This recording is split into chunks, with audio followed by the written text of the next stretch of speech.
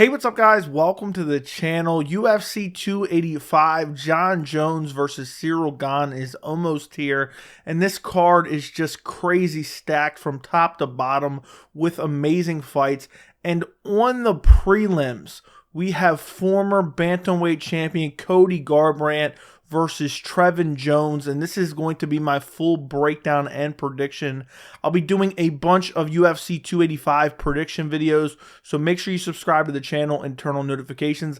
I will have my entire UFC 285 playlist linked down in the description, so if you want to check out any of my other UFC 285 content, it will be down in the link in the description. So this is a fight between Cody Garbrandt and Trevin Jones, who I think a lot of people are probably saying, oh, this is a decent fight. You know, I'm looking forward to seeing Cody Garbrandt come back to bantamweight. This is a fight on the prelims that has higher stakes than any title fight there could be on a UFC card, because this is Cody Garbrandt's career on the line here. If he gets finished by Trevin Jones, Cody Garbrandt's MMA career is over, which is crazy. I never thought I'd be saying that at this point in Cody Garbrandt's career, where he's still in his early 30s. But the problem with these types of fights, you have Cody Garbrandt, a former champion in the bantamweight weight class, a former top-ranked guy in bantamweight. When you have a fight where he's taking on a guy that he is supposed to beat, and he's already on a downslide, if he loses this fight that he's supposed to win, it's over for him. And spoiler alert, I think this fight is very losable for Cody Garbrandt. So this fight has massive stakes on the line. For Trevin Jones, if he gets a win over a former champion and a name like Cody Garbrandt, that's going to propel him. He's going to get a big fight in his next fight, and a lot more people are going to know Trevin Jones' name. And Cody Garbrandt, say what you will about, all the losses, I still believe he has an elite level skill set at bantamweight. It's just the chin is a massive liability. And I think this is one of those matchups where nobody's getting too pumped about Cody Garbrandt versus Trevin Jones.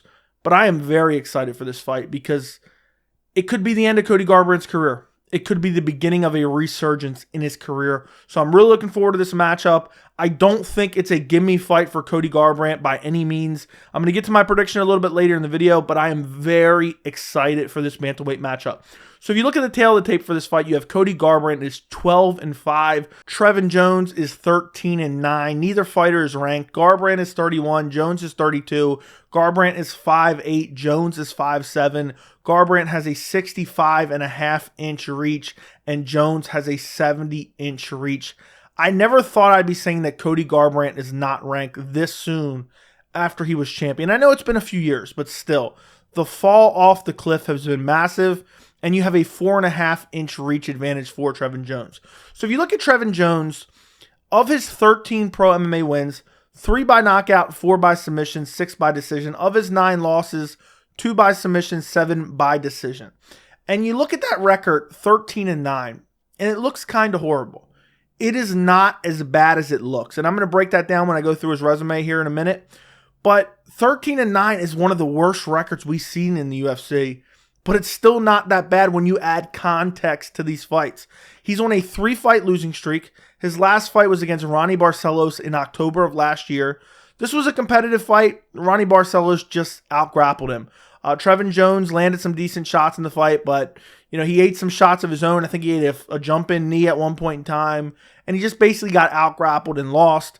The fight before that, he fought Javid Basharat. This was a unanimous decision for Javid, where he just basically got outstruck. But Trevin Jones had some moments in this fight as well. Was landing some good shots. Javid Basharat was just cleaner on the feet, pumping the jab, landing some good leg kicks, and wins a decision. The fight before that, he fought Sedyukab Kakramanov, and he lost this fight via technical submission. He got choked out in the 3rd round. This was a competitive fight. He lost the 1st round. The 2nd round he was losing, but then he won like the last minute. He ended up mounting Sedyukab Kakramanov, and the 2nd round was up for debate. In the 3rd round, I think Trevin Jones was winning. It wasn't a super eventful round up until he got caught in the guillotine. And in this fight, he was kind of bullying Sedyukab in the clinch a little bit. And I know Kakramanov got cut from the UFC after his loss to Said Nurmagomedov, but look how good he looked in that fight. I know it's been a little bit since this fight. It was back in August of 2021. But still, to have that good of a performance against a guy like Ciryl, who should still be in the UFC, is very impressive. And look at that run of opponents. Ronnie Barcelos, no easy fight. Javid Basharat, very good fighter in the bantamweight division. A lot of people are high on. And Ciryl Gane was this close to beating Said Nurmagomedov in his most recent fight, and he got cut from the UFC. It doesn't make any sense. The fight before that, he has a TKO win over Mario Batista. Mario Batista, another decent bantamweight. So even though he's lost a lot of these fights, and he has a no contest to Timur Valiev, who should still be in the UFC, and I believe they're bringing him back on The Ultimate Fighter, he went out there and got 10-8 in the first round, almost got finished. He comes in the second round, lands a nasty right hand, drops Timur Valiev, and then finishes him on the ground with a ground and pound. This got overturned to a no contest because he tested positive for marijuana. He also took this fight on short notice. But this was a solid win for him. It shouldn't be a no contest just because of marijuana, in his system. So you really look over his resume and you kind of put context. Okay, he's fought a who's who in the bantamweight division. And I know none of these guys are ranked. But the bantamweight division is one of those divisions where you have guys outside of the division who are absolute killers. Now, if you move over to Cody Garbrandt, which, oh my God, I can't even look at this resume anymore. Of his 12 wins, 10 by knockout, 2 by decision. Of his 5 losses, 4 by knockout, 1 by decision. He's lost 5 out of his last 6. His last fight was against Kai Kara-France at UFC 269, December of 2021. So he took the entire year of 2022 off. He got brutally finished by Kai Kara-France. He tried to move back down. He tried to move down to flyweight, not back down. He never fought at flyweight before. And Kai Kara-France clips him, finishes him in the first round. The fight before that, he just got outboxed by Rob Font, another top bantamweight. Didn't get finished, but Rob Font has pillow punches. The fight before that was that brutal KO win over Rafael Sunsao. This is his last win, all the way back at UFC 250 in June of 2020. And this was a competitive fight. Cody Garbrandt was kind of chopping the legs, using his kicks. He was winning the fight. Second round, right at the buzzer, just has his hand down by his knee, cocks back, lands a nasty right hand, and just sleeps Rafael Sunsao. Then before that, he lost to Pedro Munoz. This was a crazy war. Both guys rocked, both guys swinging back and forth. Eventually, Cody Garbrandt gets clipped and put away. The fight before that, against TJ Dillashaw at UFC 227, a title fight, gets finished there. And the fight before that, beating TJ Dillashaw. TJ Dillashaw saved by the buzzer at the end of round 1. And then in round 2, Cody Garbrandt just starts spamming the right hand, gets countered, gets clipped, and gets put away by TJ Dillashaw. And I really believe, you look back at those TJ Dillashaw fights, I think TJ Dillashaw took Cody Garbrandt's chin and took his soul too, because both of those finishes were particularly brutal. And I really think had Cody Garbrandt stayed more measured in those fights, he could have beaten TJ Dillashaw. And then the fight before that, all the way back in 2016, it's been 7 years since he beat Dominic Cruz. Amazing performance. One of the best title performances out of a challenger I have ever seen. Cody Garbrandt expected to lose to Dominic Cruz. People thought he had a chance, don't get me wrong. But he went out there and put on a masterclass performance, looked very good in this fight. Dominic Cruz had some moments, but Cody Garbrandt went out there and took the belt off of him. And then I really just think those TJ Dillashaw fights, and there shouldn't have been an immediate rematch. And then his chin just disintegrated from there on out. I mean, to get finished brutally in 4 out of his last 5 losses, and to lose 5 out of his last 6 fights, it's just not a good look for Cody Garbrandt. And that's why I talked about in the beginning of the video, this fight is for Cody Garbrandt's career. Because up until this point, look at the names: Kai Kara-France, Rob Font, Rafael Sunsao, Pedro Munoz, TJ Dillashaw, all high-level opponents. If you lose to Trevin Jones, who I by no means think is a scrub or a trash can or anything like that, if you lose to a guy like Trevin Jones, it is over. And then, you will have lost 6 out of your last 7. So I think this is a must-win for Cody Garbrandt, and I don't think this is going to be an easy fight for him. I look at this fight, and I see Trevin Jones, who has some decent wrestling. He likes to clinch up with guys and try to beat them up against the cage, looks to take them down, looks to just get some positional control and win fights that way, land some ground and pound. But he also has very good counter shots.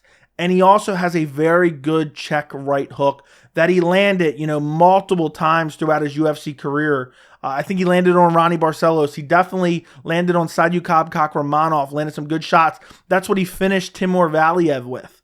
and Timur Valiev is a very good bantamweight. So Trevin Jones is a counter striker. He mixes in the clinch. He mixes in the wrestling.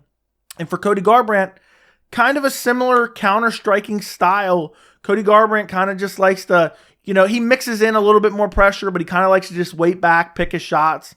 But sometimes the aggressiveness of Cody Garbrandt, if he clips a guy, lands a really good shot, he likes to rush forward and then start spamming hooks. And that's been his downfall because then he gets countered. And Trevin Jones is an excellent counter striker. And I know Trevin Jones only has, 3 wins by knockout.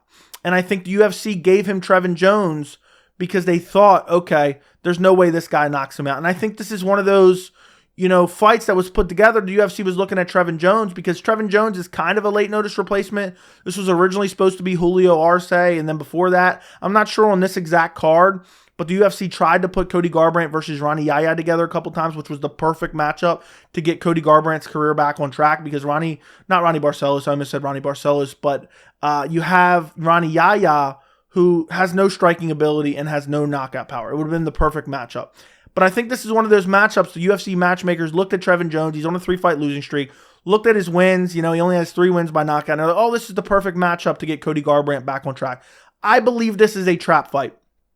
I could see a scenario where Trevin Jones goes out there, clips Cody Garbrandt with a counter check right hook, and puts Cody Garbrandt to sleep and finishes him off with brutal ground and pound, just bouncing his lifeless body and his head off the canvas. I really see that as a possibility.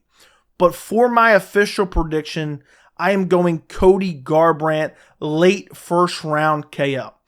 And the reason I go with that prediction, I still believe that Cody Garbrandt is an elite level fighter. I believe he has elite level striking. I believe he has very good power. I believe he has great footwork. I believe he has good stamina, good wrestling ability. I think he can stuff the takedowns of Trevin Jones. I think he can neutralize him in the clinch. It's that chin. That chin is a massive liability. If Cody Garbrandt had a better chin, he could arguably still be in the top 5 at bantamweight, which is a stacked division.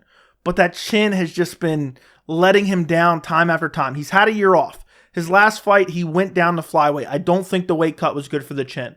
So I think Cody Garbrandt's going to come out, and I think if we get the Cody Garbrandt who's super measured, looking for counters, not being crazy aggressive, he knows his career is on the line here, I think he should start Trevin Jones on the feet. I think he's going to start slow. I think he's going to be chopping the legs. Trevin Jones eats a lot of leg kicks. Cody Garbrandt has some of the best leg kicks in bantamweight. And I think first round, Cody Garbrandt's going to be very weary because he knows if I get clipped by Trevin Jones, who has a great check right hook, my career is over. I think he's going to start out slow. I think he's going to win the first round. I think he's going to land a lot of kicks to the body. He lands a lot of kicks to the legs.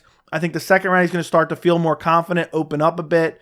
And I think he's going to land a nasty combination on Trevin Jones. Sometimes Trevin Jones, when he decides to throw combinations, he gets a little bit sloppy. I think Cody Garbrandt will make him pay. I think Cody Garbrandt still has that big power. I think he's going to land on Trevin Jones' chin and put him to sleep. And Cody Garbrandt will be the first guy to KO or TKO Trevin Jones. But I do believe this is a trap fight. I can see a scenario where Trevin Jones wins this fight. But I think Cody Garbrandt's too skilled. And I think he goes out there, he plays it safe early, gets a feel for things, doesn't get over aggressive, stays measured, and I think he finishes Trevin Jones. I think Cody Garbrandt just has to stay cautious. He can't land a big shot and get over aggressive and then end up getting clipped himself, because if he gets countered, he may get put to sleep by Trevin Jones. But I think ultimately Cody Garbrandt is just too skilled for Trevin Jones. I think he goes out there, puts him away, and gets the finish and extends his UFC career by one more fight. Let me know what you guys think down in the comments. Don't forget to like the video, and thank you so much for watching.